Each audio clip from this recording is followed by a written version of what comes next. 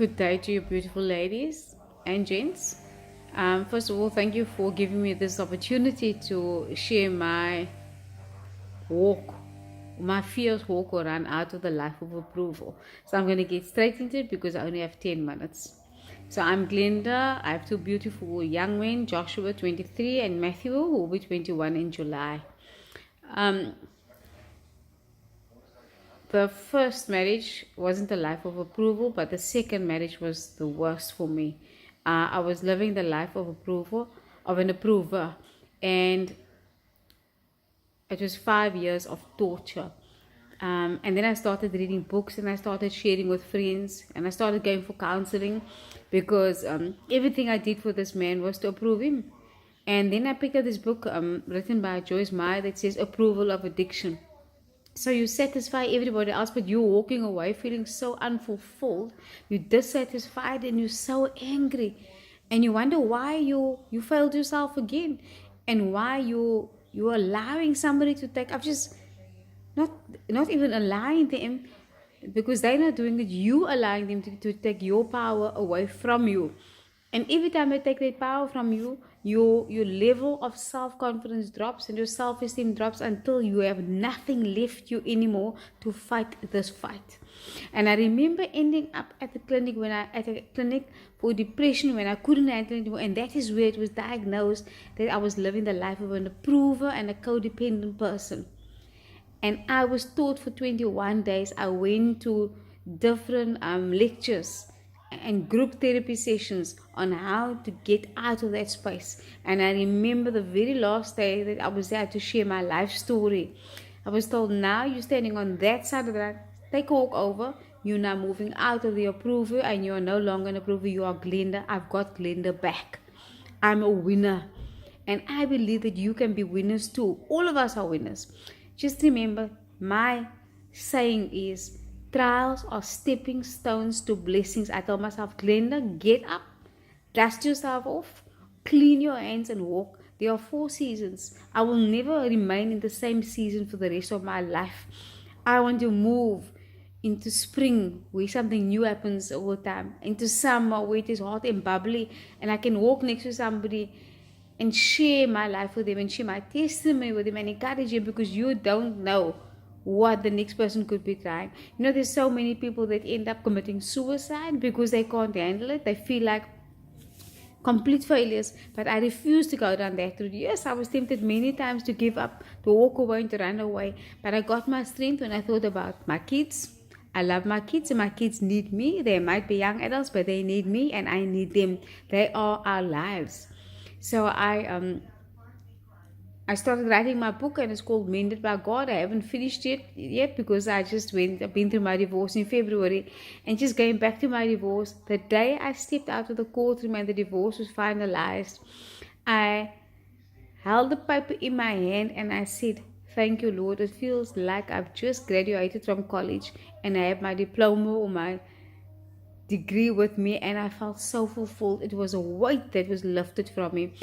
But now coming home, I realized that I'm on my own, and I realized this home is so toxic, and the person I was married to, I made so many huge mistakes by giving in, and it cost me a lot. I ended up selling my house, selling my car, but I've been given the opportunity by God to start all over again and go back to work. I'm going to be helping some other people with their work.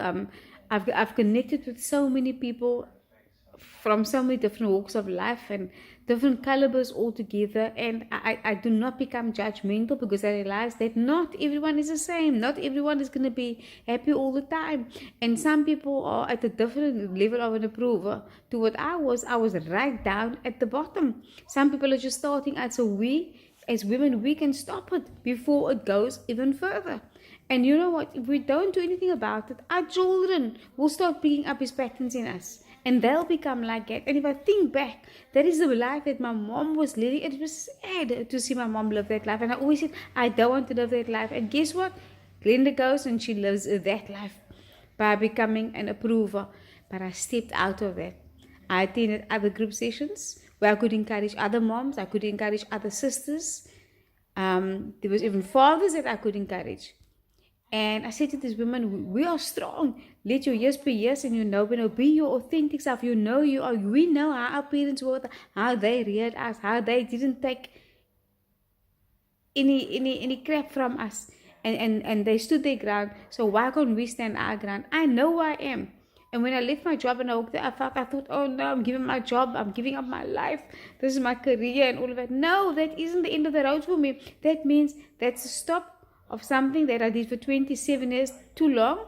And it's an opportunity for me now to branch off and to do something different. And it has always been my goal, after I discovered that I was an approver and I moved out of that space, to stand on podiums. I said I always want to do that, not to get attention, but to stand on podiums and let the world know that we are not always going to be approvers. And for those that are, that you can step out of it. And if you don't and you need a sister to hug or to shout, call on us, let us know that you need help, and then you'll see how differently things will be. There's days that I'm down and I'll just text Frida and say, I'm not feeling well today, I'm down in the dumps, and they'll tell me, take a shower, do your hair, go for a walk, phone a friend, read a book, watch a good movie, do something. And that is what I'm doing about it. So I'm excited. When I saw this on LinkedIn, my blood pressure just rocketed, and I said, thank you. This is something that I have been crying out for years and years and years,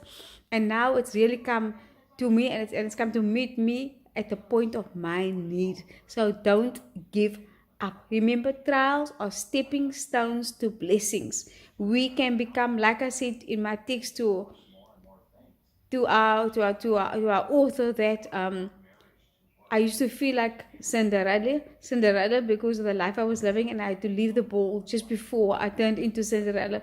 We don't have to be like it. We can always be Cinderellas.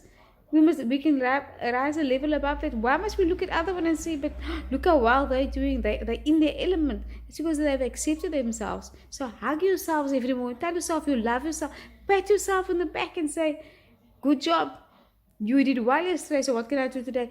Write out a checklist for yourself and say, okay, this is what I want to do today. If you didn't complete, it's fine. Then you roll it over to the next day. And if you don't know how to do it, then you ask for help. There's nothing wrong with asking for help. That was one of my hugest mistakes. I didn't ask for help. And when you don't ask for help, it's because you have too much pride. And what did they say? Pride comes before the downfall. And that is what happened to me. And when I started reaching out, I got my break. And I thank the Lord for the break that I got. So you can do it. If I can do it, you can do it. And I'm sure many of you, thousands of you have done it. And you feel good at the end of the day. I mean, I lost so much weight. But with God's grace, I'm getting my weight back. I'm eating. I'm taking a shake. I'll go for a small walk. I'll chat to a friend. I'll encourage somebody. I'll go through the post and the encouragement that's there and say, okay, I can apply this to my life, or I can apply that to my life. And I thank God for that. And I can encourage my children. I've sent them, like my eldest, and I said to them, go out, go and pursue your destiny. Your destiny. Get your character right. Sort out your flaws and be the best person you want to be, because I am looking after Glenda now. You look after yourself, and I said the same to the young guy. You look out for yourself, because nobody but you are going to look out for yourself. And don't worry about what people say. People will always talk. Don't shut up because somebody doesn't like the tone of your voice. No, that's their problem. Then they must move. If they cannot respect you, that's their problem. So stand up for yourself. You know who you are. We can do it. We must, and we will do it. I promise you we can. So thank you for listening to me and taking time out. I enjoy listening to the podcast, watching the videos. I thank you that I can move out of this toxic environment and start a new beginning afresh as a new Glenda, encouraging people and to be the best person I can be to myself and to others. Always thinking about others. I never do it to myself. I always think about others and how it can impact another person's life. And I was just chatting to someone now, and I just got sad news about a 32-year-old girl that just passed away. And I said to myself, I wonder what life she lived if she was an approver, and what she's been through. So, and I could have had an opportunity to share with her, but it came a little too late. But that's an eye-opener to me, to be available and to be a helper to everybody else. And I had a good friend that stood by me, and I thank God for her. So let me leave you with saying this again. Trials are stepping stones to blessings. Get up, Dust yourself off and walk. Thank you.